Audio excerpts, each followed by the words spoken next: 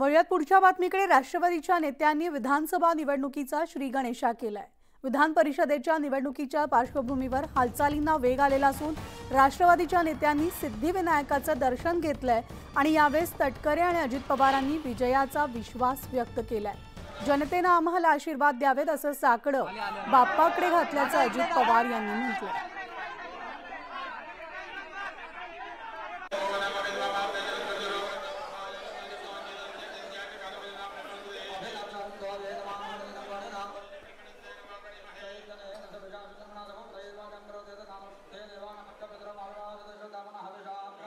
सिद्धिविनायक मंदिरामध्ये आम्ही सगळेजण आलो, सर्वांनी दर्शन घेतलं।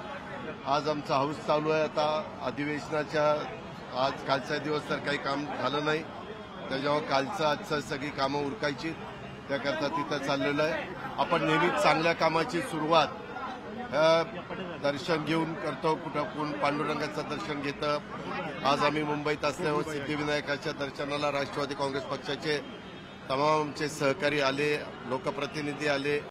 आम्ही जे काही आता जनतेच्या समोर जाणार आहोत त्याच्यामध्ये त्या ठिकाणी जनतेने आम्हाला आशीर्वाद द्यावेत, सिद्धिविनायकाने आम्हाला आशीर्वाद द्यावेत, त्याकरता आम्ही ती व्हिक्टरीची खूण दाखवलेली आहे।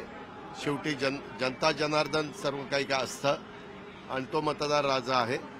आम्ही लोकांचा विश्वास पुन्हा संपादन करण्याच्या करता त्यांच्या समोर जाणार आहोत।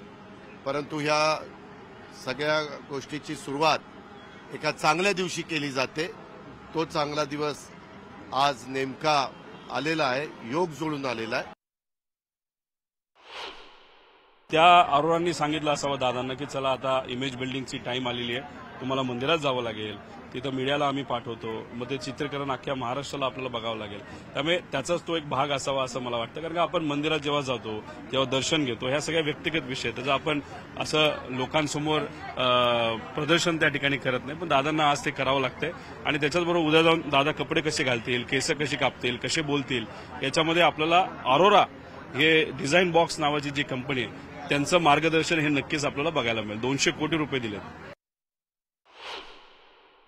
हे सिद्धिविनायकाचे दर्शन घेत आहेत, ही चांगली गोष्ट आहे। सिद्धिविनायक पाप पुण्य समजतं।